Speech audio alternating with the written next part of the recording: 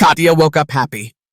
How wonderful it is when the gentle sun wakes you up, looking into the bedroom, and you, rested, full of strength for a new joyful day, stretch sweetly, knowing that a person is created for happiness, and it awaits everywhere. And most importantly, happiness is in harmony with yourself, and you are at the very beginning of a long and wonderful journey. There are many amazing discoveries ahead in self-knowledge, and many more such magical days. Katya turned her head and looked at her hand. How beautiful she is, how simple she is, and what a perfect human being she is. I immediately wanted to see this natural wonder in its entirety. Bouncing out of bed, Katya ran to the mirror. Yes, no doubt about it, she's ravishingly good. Hooray! Hooray! Katya exclaimed and laughed out loud. She opened the bedroom window, looked out into her tiny but charming garden, sparkling with all the colors of the rainbow in the morning dew, and almost suffocated from the beauty. Hello, she shouted at the gardening robot. Good morning and have a happy day, mistress, he boomed, and Katya laughed again. Have a nice day, she repeated. Blue, blue sky, yellow, yellow sun, and what fluffy clouds. You just want to touch them with your hands. Dream. Dream 8, to be precise, is a man-made paradise on the border of the Asteroid Belt. Such a real paradise that the inhabitants call it Barrel 8. You need to reduce the pathos, otherwise the hour is uneven. You will fall into complete nirvana here. Oh, come on. What a nirvana when you're overwhelmed with the desire to live. Standing in the shower under the jets of water gently caressing her body, Katya remembered how everything was at night, and was glad that Marcus turned out to be so delicate, immediately said goodbye and left, leaving her alone in bed. Because this is her bed. It's generally sacred, and Marcus didn't even have to hint. The rest of Marcus, alas, is not the same. But what is there to regret? Everything is fine, and also a joy in its own way. Because Katya is in search. And that's great. There are so many new meetings, new experiences, new discoveries of herself and others ahead. Cognition and cognition again. A magical prospect for many years. Marcus is probably happy that this is going to happen to him too. And if you're not completely happy, you just have to tell him about it. And of course he'll understand. Over breakfast, enjoying every bite of delicious and natural synthetics, Katya thought that Marcus would make a wonderful friend. How lucky. She's really lucky. And Marcus too, and all her fellow countrymen. Billions are vegetating on an overloaded earth, where every watt is counted, and you have to go to happiness, pushing your elbows, or even over the heads of living people. And Katya was born in a barrel, and consumes her enormous resources by right of birth. Well, she works here. He's working hard. And what a joy this work of hers is. What a huge benefit for all mankind. Katya has something to be proud of.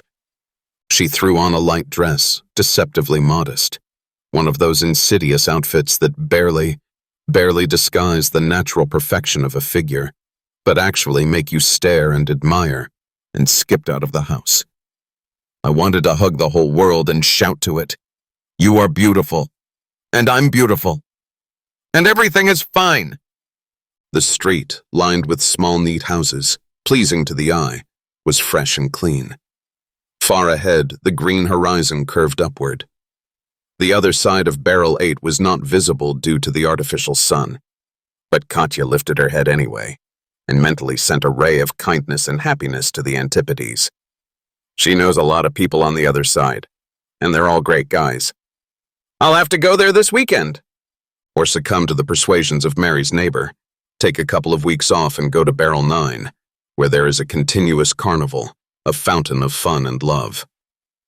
Mecta 9 is a sectoral center for psychological relief, and it looks not like a space station, but like the erotic fantasy of a hopeless romantic. Everyone just thinks about love, talks about it, confesses it, and indulges in it without a break. Sex on Barrel 9 is easy, joyful, but so irrepressible and pervasive that it becomes obsessive. Katya had already been there, and for a week she didn't want to think about sex. She was seeing it everywhere, even in Mary's eyes when she looked at her. Mary is right about one thing. There are always new faces on Barrel 9, and some amazing people, strong and direct, rude, but that's the special charm, because they are pioneers, prospectors of space. You won't find such people here. They have nothing to do here. Our station is already 100 years old. It grew out of a working village at a mining and processing plant. There are no accidents and adventures here, and this has its own deep meaning. We are responsible for the stability of the giant automatic production facility, next to which our barrel is hanging in space. We have something to be proud of, and something to be happy about. Not everyone can do it day after day and year after year so that nothing happens. And stay happy. And the 9th is a young station on the border of the sector, which is currently in the process of development. And there, as in the old days, people are risking themselves. They go on dangerous flights very close to the belt, flying flocks of reconnaissance drones. It's such a cool and creative job that it takes your breath away. And the task of Barrel 9, in addition to life support, supplies, and so on, is the psychological relief of tired astronauts who have experienced stress. Joy is bubbling inside the Barrel of 9 around the clock. Exciting, incendiary, noisy, and sometimes even exuberant. Everyone is in love with each other and having fun, as if for the last time. This general exaltation is a little alarming. But on the other hand, what's wrong if people are happy, if their eyes are burning, and they are ready for an adventure at any moment? Katya wouldn't want to live in a Barrel 9. But sometimes it's a lot more fun to fly there and connect with interesting people a little bit than to go to a boring and boastful museum land, where you can feel on your skin that the planet's resources are not enough for everyone. When there's not enough for everyone, it's sad. And a person shouldn't be sad. There is enough in barrels because there is an abundance of energy. Each barrel is covered with solar panels on the outside, producing a minimum of kilowatts per square meter. And there are a lot of minerals in the belt, during the processing of which by-products are oxygen and water. They say our food is only synthetic, but have you tried it? There is no such thing on Earth. Everything here is synthetic, and everything is the best in the habitable universe. We grow food based on natural cells, and it comes out more alive than the most alive. Healthier, tastier, more enjoyable. To Earthlings, our tap water will seem like an elixir of vivacity, and the outdoor air will seem like an elixir of bliss. Because we have electricity. We can say that we eat clean electricity, breathe electricity, bathe in it, and what a delight it is. The main word is pure. Everything is clean at the stations, and life is pure joy. Katya flew down the street with a young, fast step, free, sweeping, useful for tone, smiling at people she met and anticipating how well she would work today. The cheerleader of the passenger airlock is basically a control position, like most at the station. Watch and do not interfere. To be honest, it's not so much for the case when the automation goes off. We have all the drive beacons, mooring targets, and docking mechanisms duplicated. As for joy, 90% of the cheerleader's working time is spent sitting and enjoying meaningful work for the benefit of society. But there are 10 more, and they are the main ones, the most responsible. He brings joy to people. When not a robot docks at Barrel 8, but a real spaceship with a crew, astronauts must be received on board the station by a living person like them. Kind, warm, bright, hospitable. The face of Dream 8. The face of the dream of happiness and a better future for all mankind. Today is just such a beautiful day. A small Russian ship is expected. Astronauts exhausted in cramped conditions will disembark the station, and Katya will meet them. He doesn't know how yet. Maybe she'll just smile, and they'll understand. Yes, that's right. Simple and tasteful. The austere and functional building of the spaceport stood in the center of a delightful forest park, carefully and thoughtfully neglected, natural to the point of trembling. Squirrels were jumping on the branches. Katya used to purposely try to get lost here, going off to pick mushrooms, but always, laughing happily, she jumped out with a full basket into residential areas. She also loved her job because of the place. You can't find a second one like it in the whole barrel, even on the other side, where there is a really big pine forest with rivers and waterfalls. And the spaceport itself was wonderful. It is impossible to believe that under this Bauhaus-style glass cube in the middle of a forest lawn, there are 20 floors of complex machinery, and even lower the station's skin and outer space. The port seems to have died out, but this is understandable.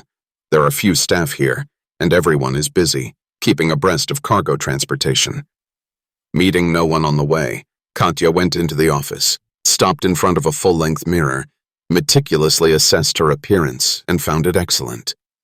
I sat down in the most comfortable chair, deliberately shifted to enjoy its comfort once again, ran my eyes over the three-dimensional scheme of the airlock. Everything is fine, everything is ready, and felt like a man in his place. Wow. Beauty. Life is just beginning, but it has already been a success. You're lucky, Katya. What a delight. At work, like at home. So that's what we have. The APC-10 Corvette of the Russian Ministry of Emergency Situations, docking, container transshipment, and what they take away. But it doesn't matter. Some numeric codes. I'm too lazy to look, and it's none of my business. And 2 of them get off the plane to sign the documents at the general dispatcher. They will be here in 2.5 hours. Captain Andrei Bajanov and Flight Engineer Herman Herman. Fine. We're working.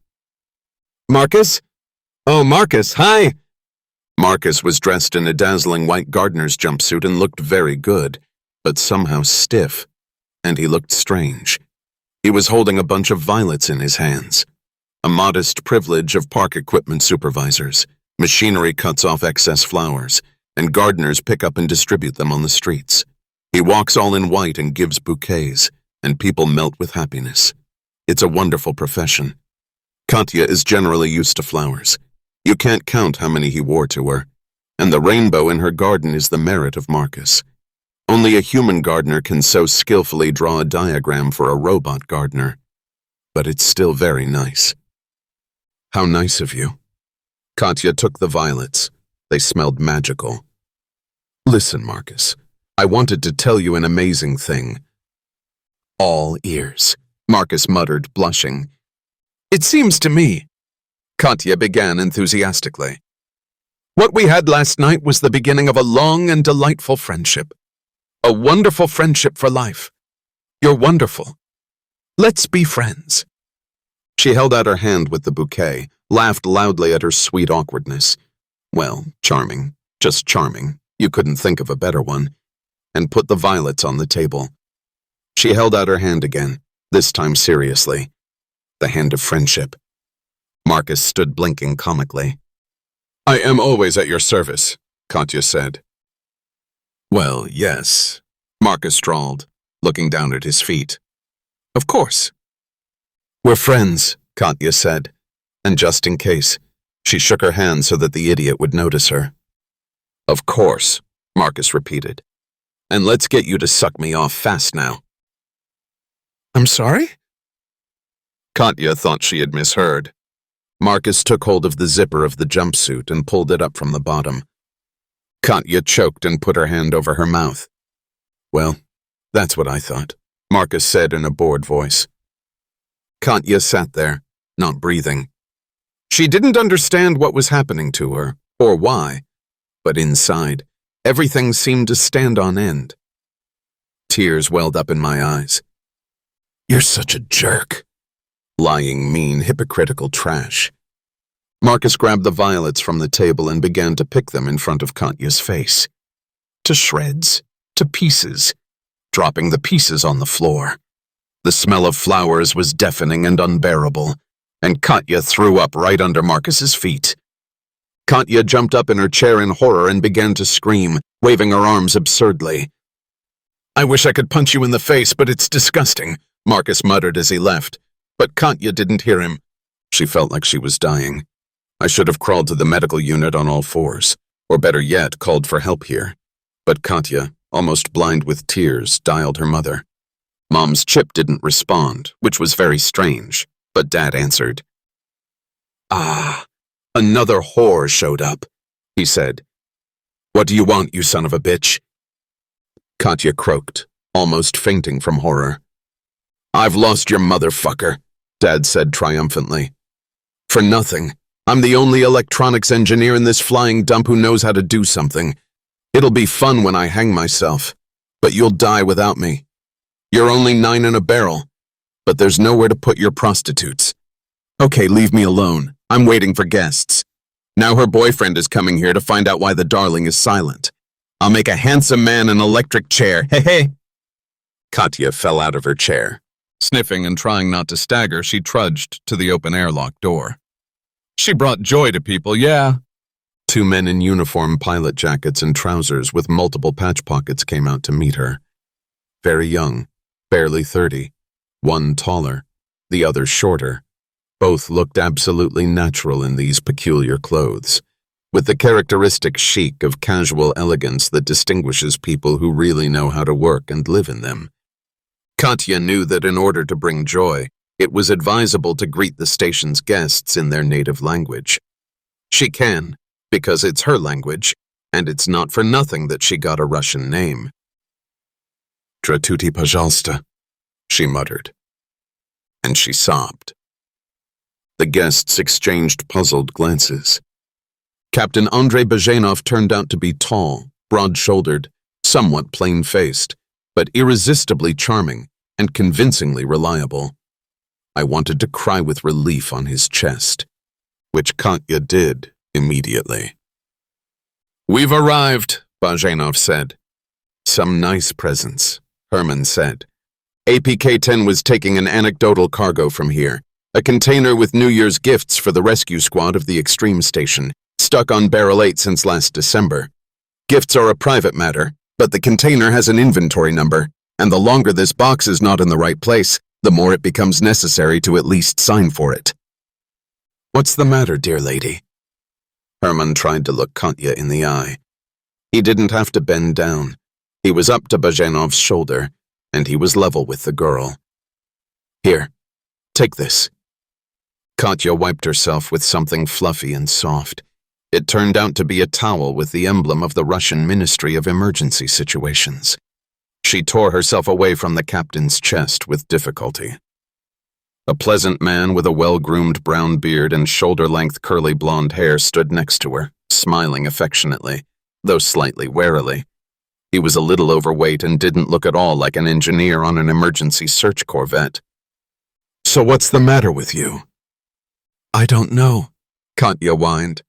Everything is plo-oh-ho. Everywhere? Herman asked quickly and waved his hand vaguely in the air. How? Long ago? Katya thought about it. Of course she knew when it got bad. It was always bad. Man is made for happiness, but where to get it is something. There is no happiness. It can't be. This is the drama you're born into. We're programmed for happiness, and there's only suffering ahead. But the girl also caught the subtext of the question, and it made her cling tightly to the towel, in case the tears would flow again. What a horror. I've been living like a blind fool for 20 years. Katya only recently realized how bad everything was. When did this abyss open? She knows. There's some kind of clue. Accurate time reference. I went to work, and on the Chalo axis. The 3rd hour, if they have a schedule like everyone else. Herman threw to the captain. Young lady, who exactly are you? Cheerly Eider Passagierski. Meetingeth guest? Songs and dances. Why not have flowers? Herman blurted out. When Katya heard about the flowers, she sobbed, choked, and hid her face in a towel. She was shaking all over, and Bazhenov himself grabbed the girl in his arms and looked disapprovingly at the engineer. I didn't mean to, Herman explained. Just out of spite. I thought about putting on spacesuits and realized that if the air was poisoned, we'd already sniffed in the airlock, and there is nowhere to retreat. I knew it right away, Bazhenov muttered. You're the captain. You're supposed to start right away. Well, what the hell, you have to admit. The first time we hit the barrel, and then it's bullshit. And a cheerleader. You're being unfair.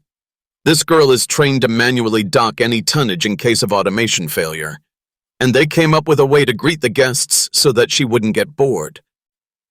Well, I'm sorry, Herman said. Hello, young lady. What's your name? Please accept my sincere and deep condolences. I mean, sorry again, apologies. Do you see how worried I am? By the way, I'm Hera, and my captain is Andrei. Come on! Bajanov heard it from his armpit. I'm sorry, Herman muttered. I'll punish you, Bajanov promised. It makes me nervous, Herman said. Bajanov gently pushed Katya away and tried to see her. The girl instinctively covered herself with a towel. We should go to the general anyway. We'll find a way. But was it my imagination? Or was there a scream? Muffled screams came from the depths of the spaceport. Then something fell and shattered glass rang. Well, at least it doesn't sound like a cry for help, Herman remarked. That's encouraging. He tilted his head slightly, listening. Cap, I think they're punching you in the face. Madam, you will come with us, Bajanov said firmly. We lock the airlock door and put our own lock. Hera, do it. The engineer nodded, took out a black box from his bosom and attached it to the airlock control panel. The box beeped. Herman tapped a combination on the front of it with his fingernail, waited a second, knocked a couple more times, and the door hissed shut. I'll cover my finger, okay? Without waiting for an answer, he pressed the middle finger of his left hand against the box. It squeaked again, and Herman put it back under his jacket. Katya watched his manipulations with fascination. They seemed to her like perfect magic. Good wizards had arrived and were operating the barrel as if they knew it through and through. Are they kind? Hopefully, otherwise it's a disaster. How are you feeling, cheerleader? Bajanov asked. Better? Can you walk? Finally, the captain managed to examine her. If you had asked who Katya looked like, he would have replied, a blonde in the pin-up style, who, alas, learned too early that life is shit. It was as if Katya had been mentally beaten up, as one can drive a car. Bajanov didn't even think that girls could be so downcast in principle. I'll show you a shortcut, she said softly, looking down. We'll cut a corner through the woods. 1,000 apologies, Katya, Herman said. But can I have a towel? It's official, and it's my work tool, and I wrap the decoder in it. Yeah, thanks. And here's the thing, Cap. We were in a hurry. We should have at least taken a crowbar. We are in a foreign jurisdiction. What kind of scrap without the permission of the general? Herman nodded at the airlock door. And not a big crowbar, a small one. You'll find it here if you need it. Lead the way, Katya. Just me ahead. Where does the crowbar come from? Herman drawled wistfully, standing in the rear. Even a small one. The transparent door of the spaceport was smashed into dust, and a heavy bench was lying on the path. They probably threw it on the run. What for? Why such a passion for destruction? Katya shrank back in fright. Mass psychosis, Herman muttered. It's beautiful. And why don't you live here normally? Are you mad with fat? That's where we're going, Katya said dryly. She came up with a task for herself, to be a guide, and it became a little easier. It's scary, but at least it's not sickening. Bajanov looked around, and it's really beautiful. Trees, blue sky, clean air, sunshine, and most importantly, a huge, unimaginable expanse. And you can get used to the fact that in the distance a green wall goes up, lined with roads and dotted with houses. Oh, why is it turning blue? Oh, they have a river there. Why isn't the general's office at the spaceport? What is it? He asked, diving into the bushes after Katya. Well, he's the general. What's he supposed to do here? Well, yes, really. A walk through the woods would have been pure joy for an astronaut who had been on flights for a month. if it hadn't been for the screams in the distance and the occasional rumble that made Bazhenov tense up and Herman remember about the crowbar. Then everything went quiet. And then the forest suddenly ended, and they stepped right out from under the canopy of trees onto a doll-like neat street with charming houses. In front of each one is a small front garden covered in flowers. It could have been magical here if a woman hadn't been crying in the nearest cottage. And the landscape is slightly ruined. Furniture was recently thrown through a window from a little further away. And there, judging by the sounds, they were quarreling. As luck would have it, they had to go that way. And as soon as they reached the house, a red-faced and disheveled guy with a chair leg in his hand ran out of the door. He stared at Bazhenov and was clearly not happy with the emblem of the Ministry of Emergency Situations of the Russian Federation. "But fuck it right away, officer." "You're confusing us with someone else, sir," Bazhenov said politely. "I live the way I want. Do you understand? They'll teach me all sorts of things. You're tired of moralizing. Everyone's so good, I'm the only one who's bad, right?" "It's okay. We're leaving," Bazhenov muttered, not really understanding how to behave. "You see, we're leaving." "Fuck it! Zadolbali!" A local man rushed at him, raising his makeshift baton. The captain easily intercepted the armed hand and realized that he had been tricked only when a fist flew into his eye from the right. Katya screamed. The last time someone tried to hit Bazhenov was in the 7th or 8th grade, and even then not seriously. Stunned, the captain took a step back. And then, fortunately, Herman took the initiative. Taking advantage of the fact that the enemy was focused on the captain, the engineer kicked the local under the knee. With a gasp of pain, he dropped the baton, crouched down, and Herman kicked him in the ear with the same foot. Katya screamed again. The local fell on all fours, broke through a picket fence with his head and crawled to smell the flowers. "You can also kill," Bazhenov said reproachfully, touching his face with his fingertips. "And you can't do that?" Herman asked aggressively, pointing to a chair leg. "I'm taking it back. And don't argue. My trophy." "What's going on here?" Bazhenov asked Katya, sounding more wistful than angry. "Oh yes, you don't know either." "Hera, thank you, really. Somehow I wasn't ready." "You're welcome. May I have a professional opinion? There's force majeure here, that's obvious. So we're at work. We have a rescue operation. I suggest we save the girl." Herman poked Katya with a chair leg. "And get out of here before it gets worse." "Hera, wake up. We're only ferrymen on this flight," Bazhenov muttered, staring thoughtfully past the engineer. "A lifeguard is always a lifeguard," Herman declared. "We'll save the ship too. In case we go crazy, we'll quickly go into suspended animation, and the 10 will go on autopilot." He followed the captain's gaze and looked back. He was walking down the street, hands in his pockets, a big, gloomy guy, just a bully. You can't knock him off a chair leg. And he was heading straight for them. "To hell with the crowbar. I need your captain's pistol," Herman said. "How I regret that I forgot about him. Why did you forget? You're too noble to fight, but you can shoot someone."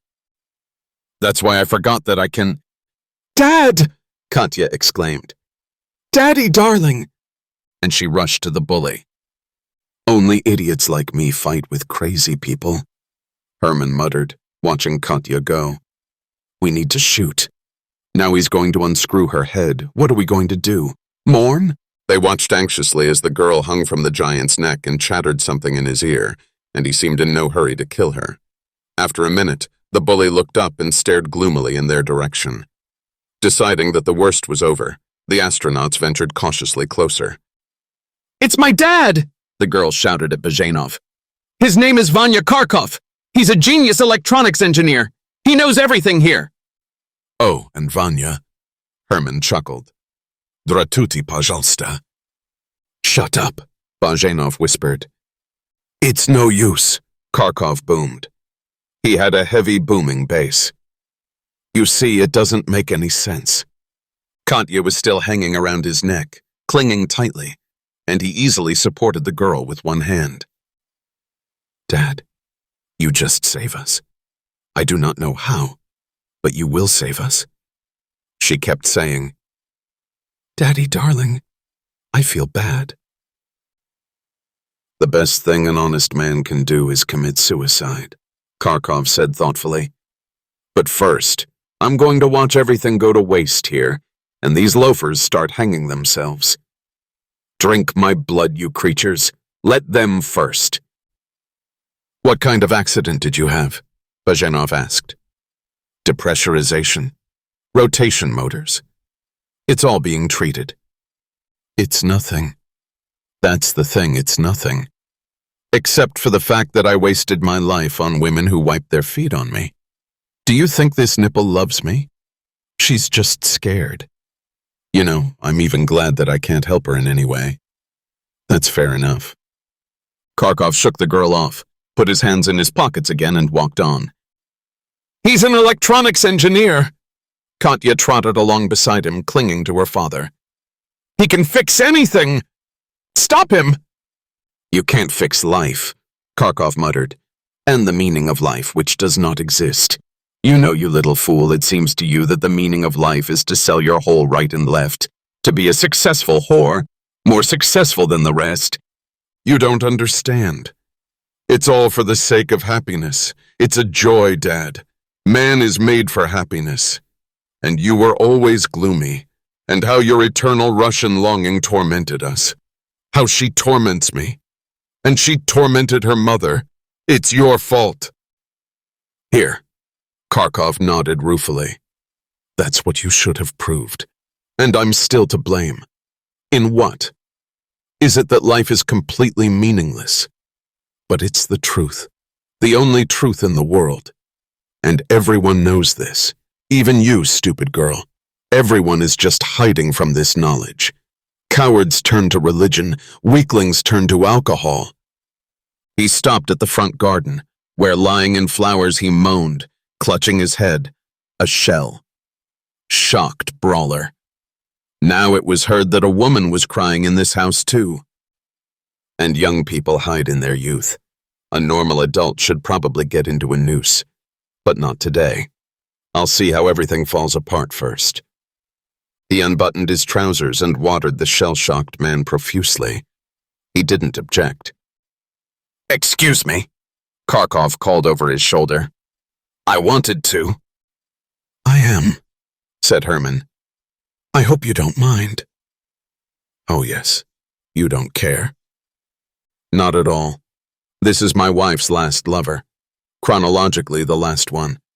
I was just on my way to see it. I thought he was at least handsome. But even then, I was bitterly disappointed. Oh, the longing. Well, it's okay. It'll be over soon. And only robots will remain here. Unlike humans, they have some meanings in their firmware. It was invented for them. They couldn't afford it. Katya started crying again. Mr. Kharkov, Bazhenov said. Allow me to introduce myself. I am Andrei Bazhenov, captain of the APK-10 emergency search ship of the Russian Ministry of Emergency Situations. Due to force majeure circumstances, I currently have some rights that are probably known to you. But can I just humanly ask you to walk with us to the office of the General Dispatcher? It won't be long. I can't promise you the meaning of life, but at least it won't be so dreary. Kharkov buttoned himself up, looked at Bazhenov, then at Herman, then at Katya. You. She went to her mother. Cry there together, you nobodies. Lament your fucking fate. And I'm with these clowns. Katya, sobbing, took a step towards Bazhenov, but he spread his hands. The girl turned away and, hanging her head, staggered in the direction from which her father had appeared. Follow me, you bastards. We'll take the second alley to the right, Kharkov boomed. And let's get going. Otherwise, I'm holding on to pure anger. Barrel 8 will live without people on a full automatic for many years. And the plant will work like clockwork. The system is fine-tuned. We're not needed here at all. And when I think about it, I can't wait to hang myself before anyone else, before suicide has become a fashion trend yet. Lead the descent into the underworld. Why did you call this monster? Herman whispered in Bazhenov's ear. I feel sorry for him, he muttered.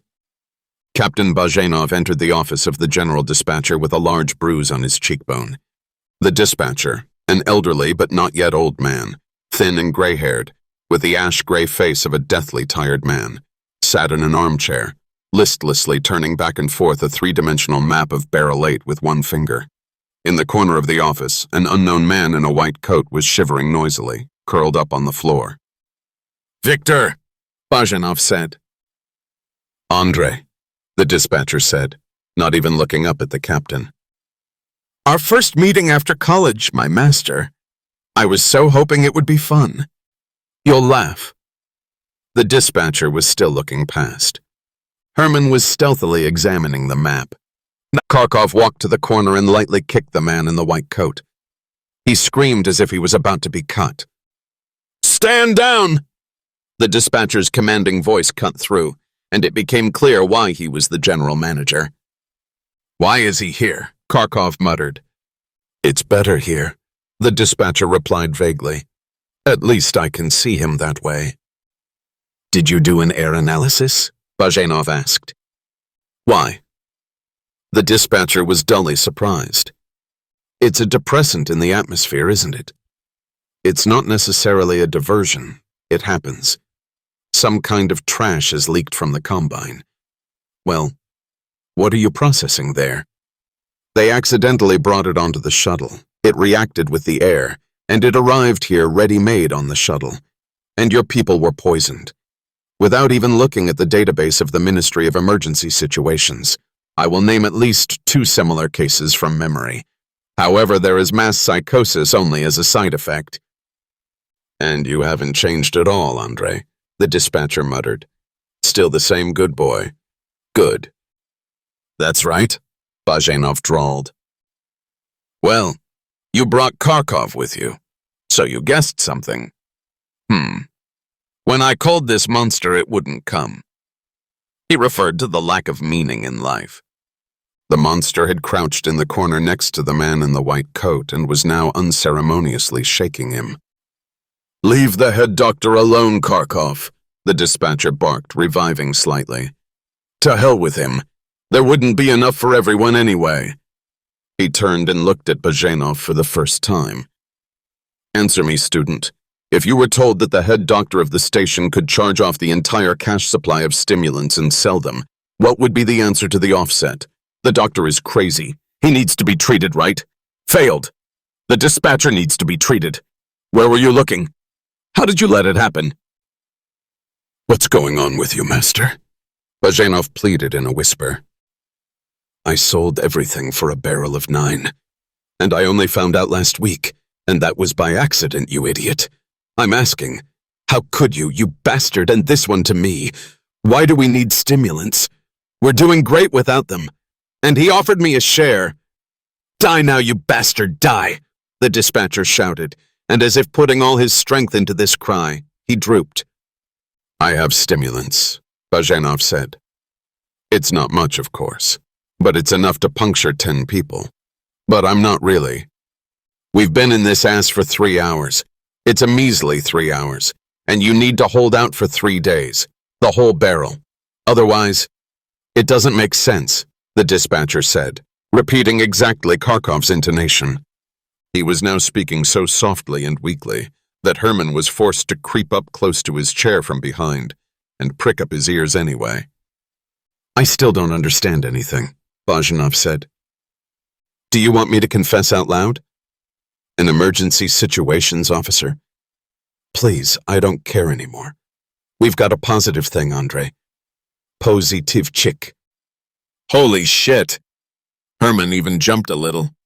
The general dispatcher also jumped up, just like a normal living person who had a loud shout in his ear. "This is Herman," Bajenov introduced comrade. "You don't remember him. He's from the Faculty of Engineering, and he's 2 years younger. You already quit then." "Durand." The dispatcher raised a limp hand without looking. The engineer caught it. "Captain Durand," Bajenov corrected. "My captain." "Your captain is finished," the dispatcher muttered. "This is my master, as you have already understood," Bajenov told Herman. "An excellent teacher, but he got bored with the real case, did not pass the medical examination, and instead of the ship, he ended up on a barrel. He was a good teacher and turned out to be a bad dispatcher.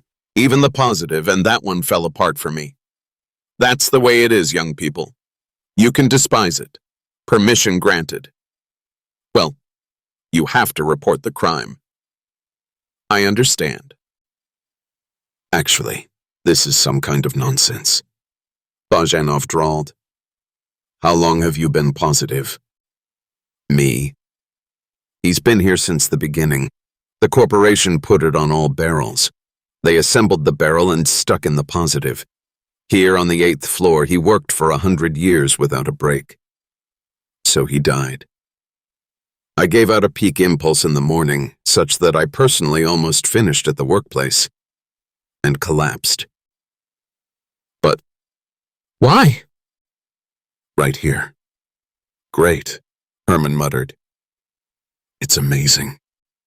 Yeah, the dispatcher nodded. It's amazing. Abundance, purity, beauty.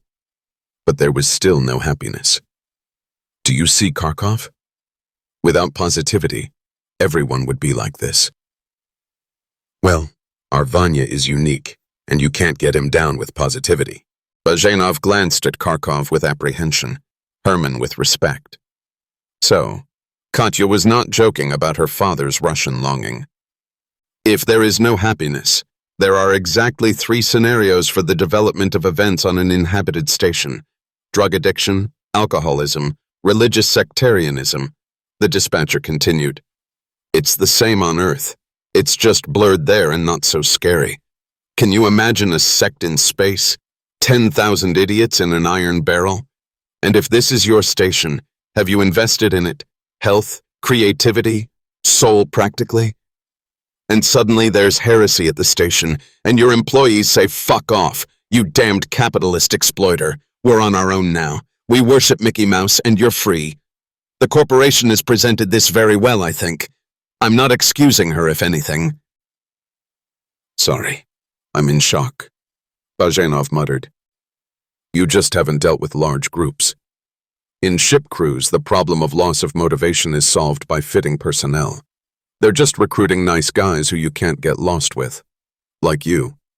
And sometimes it can be difficult. There aren't enough nice guys for everyone. Now imagine crews of 5, 6, 7, 10,000 people. Right now it's a specific problem with barrels, but it's only going to get worse. The barrels are still small. Without control over the emotional sphere of the staff, any large station can turn into the devil knows what. And you can't guess in advance. Wait, but the corporation? Even if we don't touch the moral side of the issue, how did they take such a risk? It's a banned medical technology. Psychiatric. Yes, at least the veterinary. Andre, what kind of naivety is this? Those who don't take risks don't drink champagne.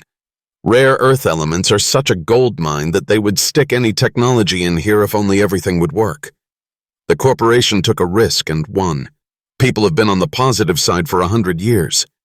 There's Barrel 9, our neighbor, the newest station in the vicinity of the belt. But even she's already 30. And there's Marlene. No, you don't know Marlene. In short, she has the same positive attitude as us. You can't tell the difference at all. Excuse me, did you see it yourself? Herman interjected. Yes, I watched, said the dispatcher with the call. I was also shocked at first when I found out. Marlene blabbed to me. That is, they hinted to her that it was already possible. And where to go? I had been here for 5 years by that time, and the barrel had become my home for 8 years. And I, the general dispatcher, must know how the life support system works. And the positive is an element of the life support system, and nothing else. Although Kharkov always said that to hell with such a life. By the way, Andre, where did you catch this Tyrannosaurus? By any chance, would you believe it? So he was responsible for the positivity? No, he wasn't even supposed to know about it. There are 2 full-time technicians who have been selected by the corporation, and I am the 3rd. No one else. Kharkov is the chief engineer of this poorhouse and my personal reserve in case of emergencies. His willpower is amazing, He's a flint man in general. Kharkov burst into loud laughter in the corner. Fuck you, the dispatcher threw him. You're a fool, Kharkov said. Yes, you fool. I was counting on you. And at the critical moment, you turned out to be just a rag like everyone else. My wife doesn't like me, Kharkov explained. I'll hang myself when you all hang yourself. You know what? Victor, cool down. And why did you frame Vanya if he's so wonderful? Bazhanov interrupted. I didn't set him up. He found this thing himself. I followed the technicians. Of course I had to explain the situation to him. But what was to be done? By the way, where are your technicians? They're sitting in the basement crying. They don't care where they cry. Weaklings. So positive. Here? Below us? Damn it, Andre, these are a couple of crates of primitive electronics. There are 2 circuits, the main one and the spare one. The main one burned down. The second one didn't start. They opened it while they could still move, and there was a mock-up. Judging by his appearance, he's still 100 years old. That's when the components were stolen. Or they forgot to install it. What difference does it make now? And for the same 100 years, no one has looked into the second drawer. And I didn't look in. Do you know why? He sat up a little and looked into the corner. Because I'm just as much of a jerk as our doctor, the dispatcher shouted. Because everything is fine with us, and a full barrel of happiness. On the positive side, bitch. Kharkov, knock his head against the wall, you fucking Escalapius, huh? I want to hear that sound. Oh, I'm too lazy, Kharkov replied. The dispatcher wilted again. The corporation already knows everything. Technicians from Barrel 9 are flying to us, bringing their spare circuit. But it takes 3 days to go from there, and that's nothing. 7 days from a barrel, almost 2 weeks. Do you understand the problem, lifeguard? That's it. How will they get here on their own without a positive if they're on it all the time? Bazhanov pondered. They'll have the same hangover. They'll take pills and fly away like they're cute. Barrel 9 is a psychological relief station, if that means anything to you. The local fraternity doesn't really need positivity. If their main one burns down too, they'll make do with internal reserves. They're fucking addicts. Bazhanov raised his eyebrows in surprise. I explained to you about alcoholism and drug addiction. And a barrel of 9 is 3 in 1, and they have a moment of sectarianism, not religious, but romantic. The positive is there purely to maintain a minimal tone. We've settled in well, was all Bazhanov said. Don't tell me. What is Barrel 9? A gas station, saloon and brothel on the frontier. The festival of universal love, as they call it. You arrive and everyone loves you. Sincerely. Around the clock, non-stop. Everyone is happy to see you. A sea of joy. A continuous run for happiness. But there is a purely commercial catch. These girls and boys on pills are running for happiness. Otherwise, they would have simply run out of steam. 2 or even 3 times as many staff are needed there for normal work. And so, wonderful savings. And so that customers can also run and jump, and it would be easier to squeeze them dry. Pills are on every corner and at cost. Barrel 9 produces so much dope it's enough for the whole belt, including our stimulants. Who would have thought? Bazhanov went to the window. He didn't want to hear any more horror stories about barrels. The general dispatcher's office stood in a park, but unlike the squat spaceport, it was 5 stories high, the tallest building on the Mekta 8 station, not counting several sports arenas, and the view from here was magical. If you didn't pay attention to the green wall, there, outside the window, stretched a paradise in all directions. The dream of any earthling who is not obsessed with life in a megalopolis. Houses surrounded by lush greenery. Nice and functional public buildings. Convenient roads with pedestrian zones. And you don't have to fight for your life. You don't have to be afraid of old age. You won't be thrown off the station. There's still room for as many people, and the corporation will take care of you. You'll be fed and clothed until your last breath. Happy. And you're not trapped in a barrel. All roads are open to you. Fly wherever you want and whenever you want. To study, to go on vacation, to visit relatives, just to relax, no problem. Just decide with the corporation, you'll come back. Or permanently, then she'll find someone else. Although he will regret it, the corporation loves you. She raised you and taught you with her own money. You're her man. But you were free, and you're still free. Bazhenov remembered all this advertising crap from a young age.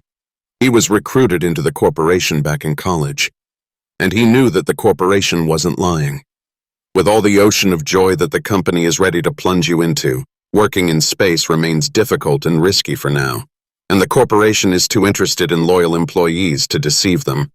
So she wasn't lying straight out, just slowly, whispering dreams to you, making you daydream. Damn it, why? They spat on my soul, you bastards, just into the very soul. It's so beautiful. And why don't you live here? He remembered the closeness of the last station, where the guys were waiting for gifts, laughing in advance, anticipating how they would arrange an unplanned new year.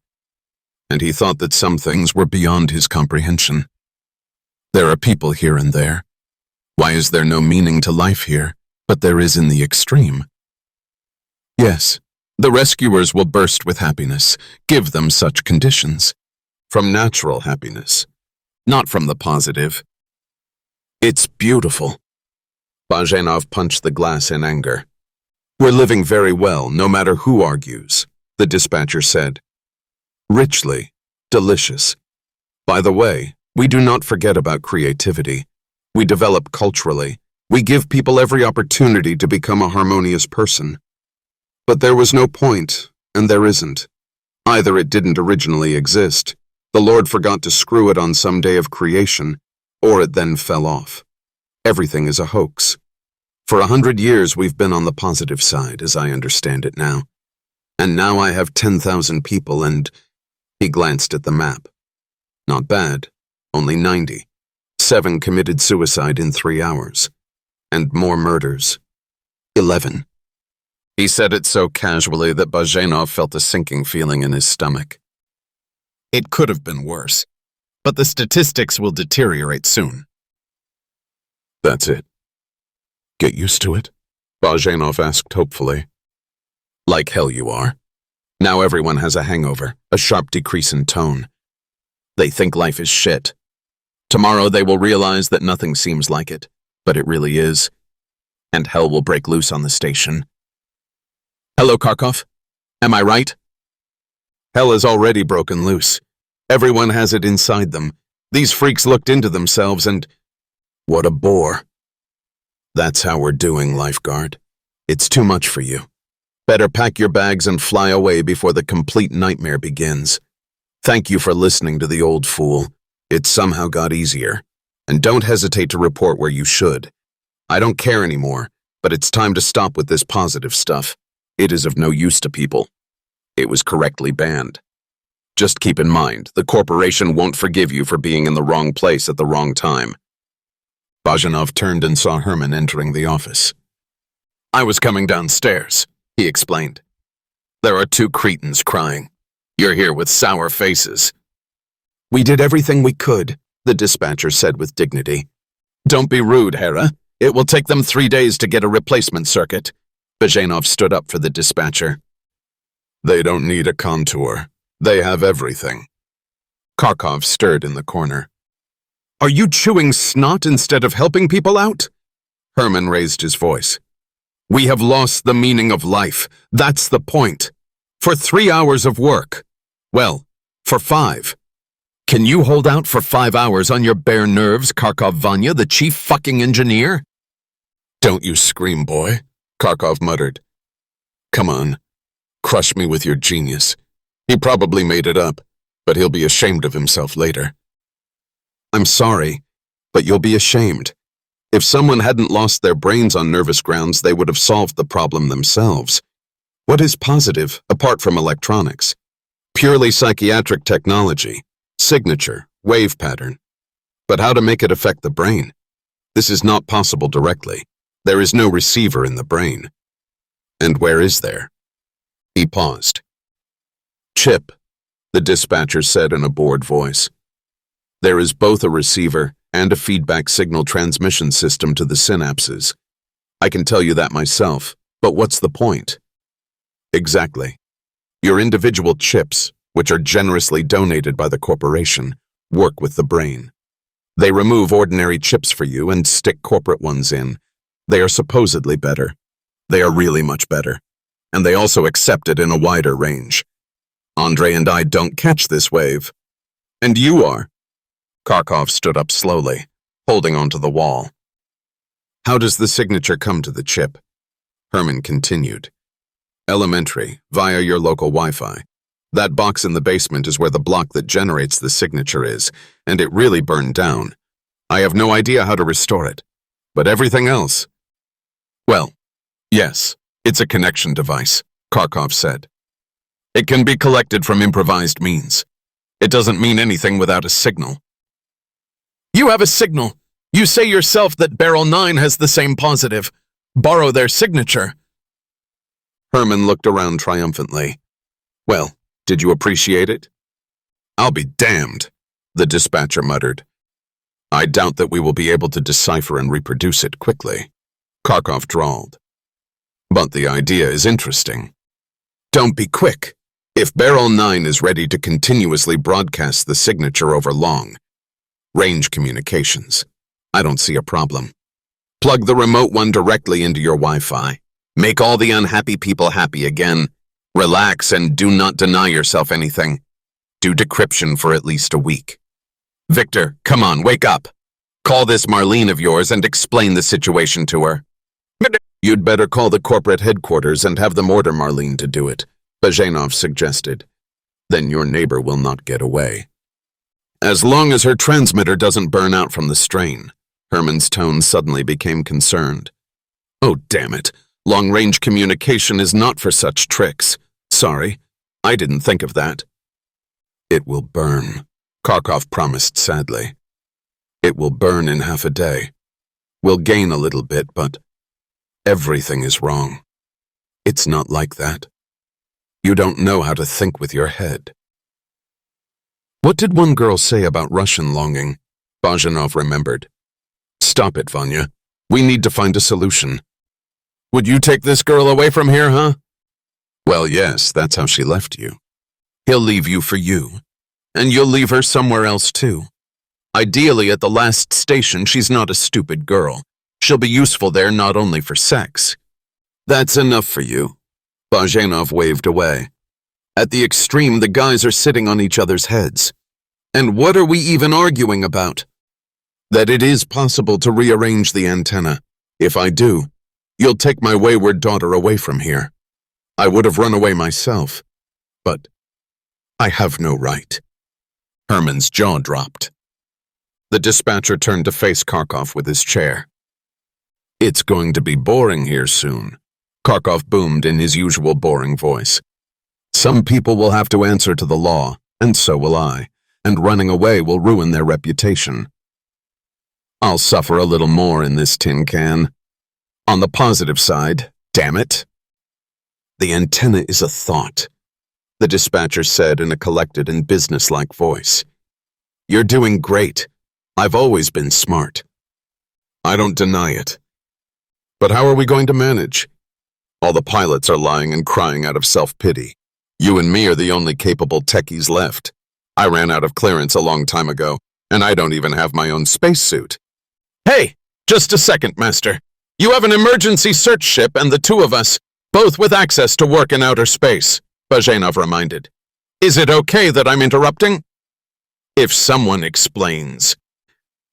"Vanya wants to rearrange the antenna pointing at the ground. You can't just turn it around to Barrel 9. It's on the other side of the station. It's a huge plate. If it works, we'll have super reception. Marlene will be able to transmit at minimum power, and nothing will burn out." "We have to fly and watch," Herman said. "I know these antennas. The bolts could be welded 100 times. But if our manipulators take them—" "So," Bazhenov said. "Hera, run aboard. Vanya, call Katya. Tell her to run to the airlock, too.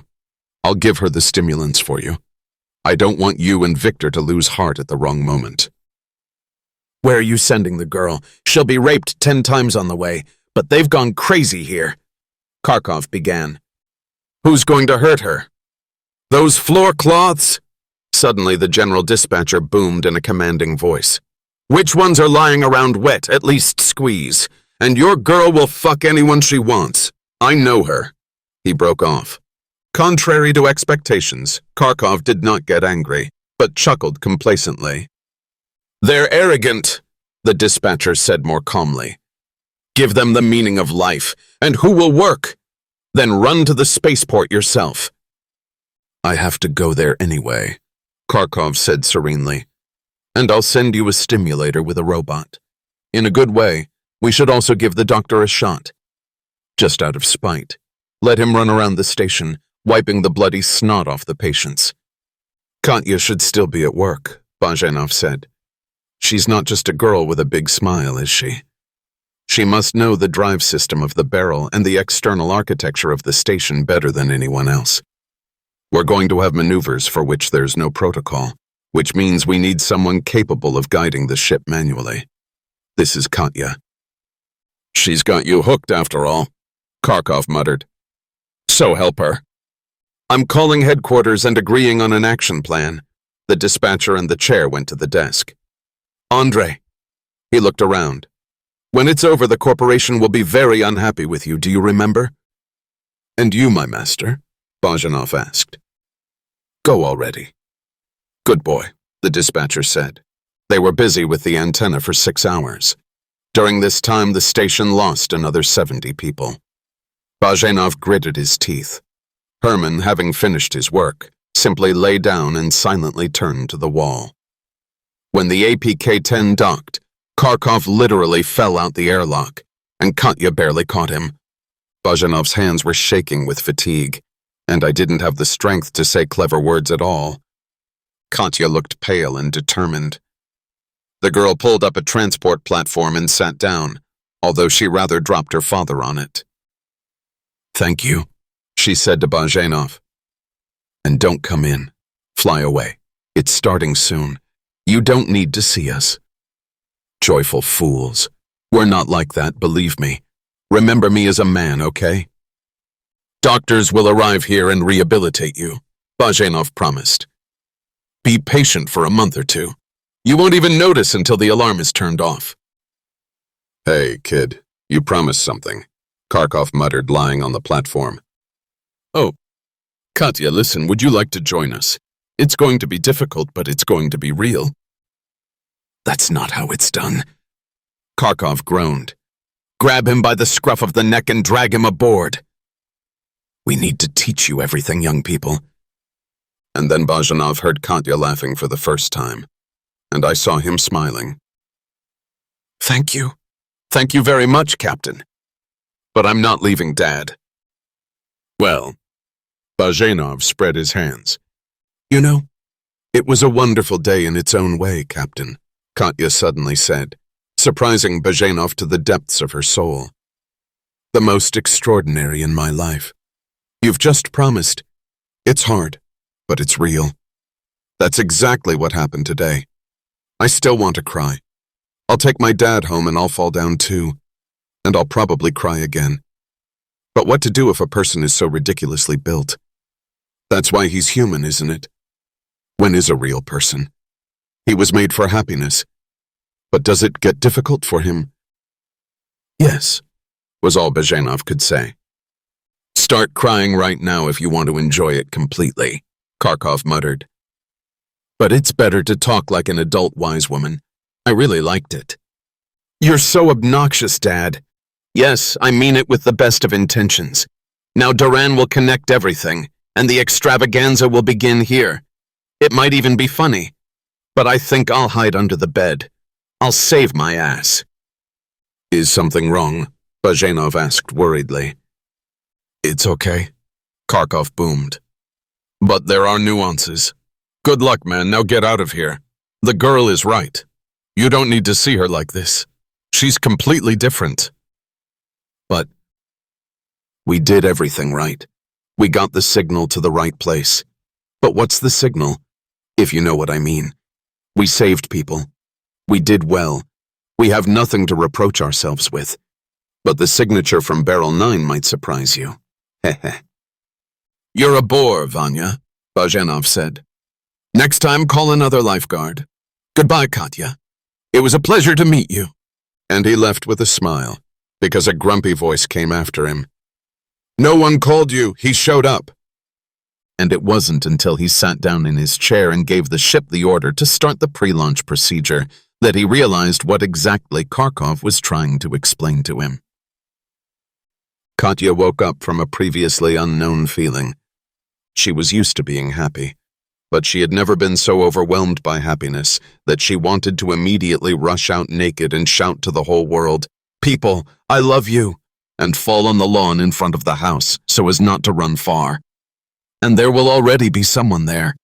It doesn't matter who, because she really loves everyone. Amazed by this discovery, Katya stared at the ceiling, getting used to the new concept of being. She had no idea that everything was so simple, and the endless search for happiness, which took so much time and effort, was a mistake, because you don't need to look for happiness. It's everywhere. Just reach out your hand. A hand.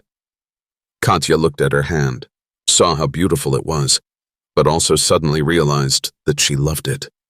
It was worth thinking about, developing and deepening. Jumping out of bed, Katya stood in front of the mirror. Yes! Oh yes! A delightful and seductive painting. Katya finally knew what she had been missing before. She didn't love herself. She caressed this body for pleasure, not for love. Now everything will be different. And you don't have to leave the house at all. Why run so far? Something was going on under the window. There were sounds coming from there, uncharacteristic of this place, but definitely joyful. Katya liked it when people were happy, and she lazily, somewhat haughtily, like a being who had learned the highest truth, looked out from behind the curtain. In the middle of the lawn, where she herself was ready to fall until she realized her happiness, Mary was now standing naked on all fours, apparently not having reached where she wanted to go. And you don't have to run far, you fool. You have your own lawn just as well. With an expression of complete satisfaction on her face, the same naked Marcus joined her from behind, who probably didn't make it either, although who knows, maybe he did, and fucked Mary, closing his eyes and drooling with pleasure. 5 minutes ago, Katya could have jumped out the window to them, because she genuinely loved them both, but now everything was different. She was deeply pleased that the two had found each other, and she wasn't going to get in their way. Love is sacred, and above all, love and respect for love itself. Good luck to you guys. Katya smiled and closed the curtain. There was a ringing in his left ear. Incredibly, Dad was calling. She had already forgotten what it felt like. The last time this happened was when Dad couldn't come to the prom. Some nonsense broke, and the barrel was in danger. Well, that's what Mom said. My sweet, are you all right? Katya did not answer immediately. Her breath suddenly caught in her throat. The only thing that is real is the Father's call. Everything else is a mess. The Father is real. He was always real. And she... Thanks, Dad. Everything is fine now. Do you know why? You called. Just to say that I love you, Kharkov boomed. And another idea. Just don't reject her right away. Think about it. Of course I'm listening. Kharkov sniffed for a few seconds, as if gathering his courage. No desire to escape from this madhouse? Dad? Katya asked, dumbfounded. It's going to be difficult, but it's going to be real, Kharkov managed to say. And then Katya realized that there was a desire. And what a desire. It won't be that difficult, but just scary. But for real, yes. This guy didn't leave. He sits on the hull and waits. He'll pick us up. He's a good guy. I can't escape for a long time. For a couple of months at most, and there's nothing to limit you. Look at the world, with a sober look. Eh? Can you send a transport for me? Katya asked in a weak voice. She was already terrified right now to the point of stupefaction, but if she didn't get over the fear immediately, then she would fall through somewhere and drown forever. And then she remembered that she loved herself now. This girl she hadn't loved at all before, and the girl wasn't bad, and she needed to be pulled out before it was too late. It's not clear from where, but to pull it out. And it became easier. Hold out for 5 minutes. I'll come myself, Kharkov said. Breathe evenly. Breath control will help. Katya called. One question. You mean the guy? Which didn't fly away. Is it serious? This whole nightmare. And you've scared the shit out of me. You were scarier than any electronics. There's something wrong with your mom, yes. But you hated me. Did this really happen? I've always loved you. I just felt terrible. I hated myself because it was my fault you were born and raised here in a barrel. I've hated it ever since I found out the truth about the barrels. I found out too late and didn't understand how to fix it. I was ready to kill myself for it. And you got like this. Tangentially. Sorry. Anyway, I realized it wasn't a dream, Katya said firmly. It was real. You and the guys were rearranging the big antenna, and I was guiding you manually. I'm sorry, Kharkov repeated. Okay, I'm on my way. Don't apologize. Just get me out of here, Dad, Katya said. And even if I die later. But it was a beautiful day. Very difficult, yes. I thought about it and added, I want more.